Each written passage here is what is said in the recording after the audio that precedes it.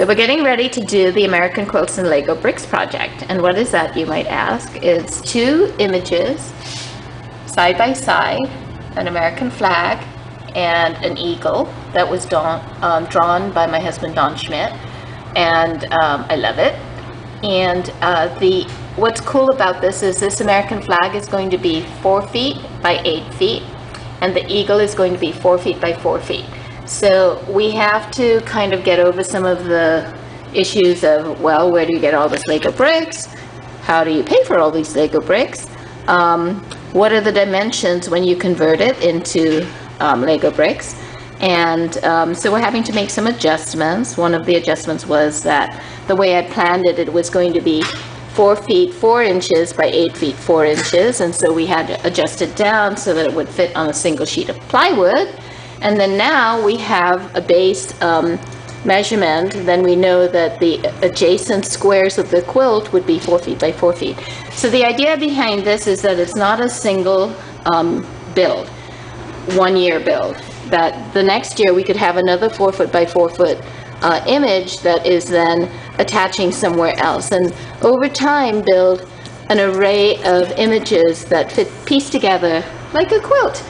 The beauty of this is also that each of these little pieces is done by an individual, and we track the individuals who volunteered to assemble a part of the flag and of the eagle. And each year I'm hoping that we could use different building techniques. For instance, are you going to use studs up, studs out? Are we going to have the studs show, or are we going to cover them with tiles?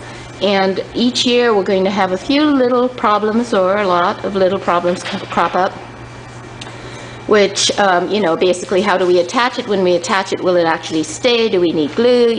So we're going to cover some of these issues as we go along. Anyway, so today I'm testing to see how many bricks I need. I went over to the Lego store over at Legoland, and here we have a cup of not bricks but actually plates, because I saw over at the store there that their mosaics use plates rather than bricks, which could help to substantially cut the budget. Now, if we don't end up getting all the funding, then I could use this technique to help save, but it won't be as cool as having it done in bricks. So that's the trade-off, that we would trade some of the coolness.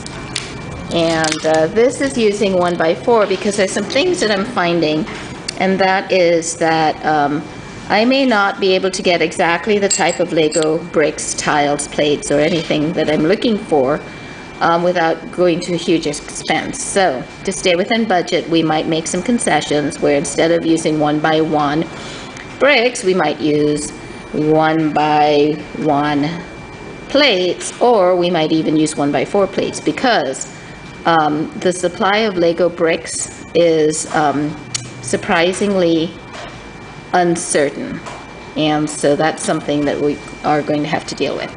So how many bricks, studs, whatever, fits in a cup?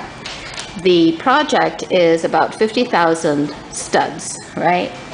And so I actually was kind of pleased about this, because I don't know if you can think or visualize how many bricks are in this cup, but here, we'll try it. So here we are, the cup is on the scale, and I'm turning the scale on. And it's in grams, so we're zeroing out the scale with the cup on it. And let's measure out 100 of these just for, so we're not doing one at a time.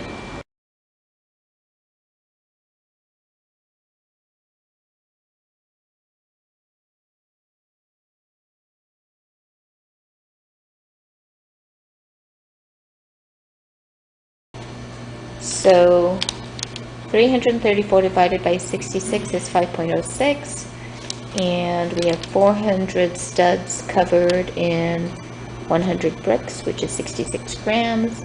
So I think it's 2024 when you multiply it out, is the stud coverage of 1 cup of bricks. actually 1 cup of plates. So remember, these are only going to be 1 layer high if we go this way.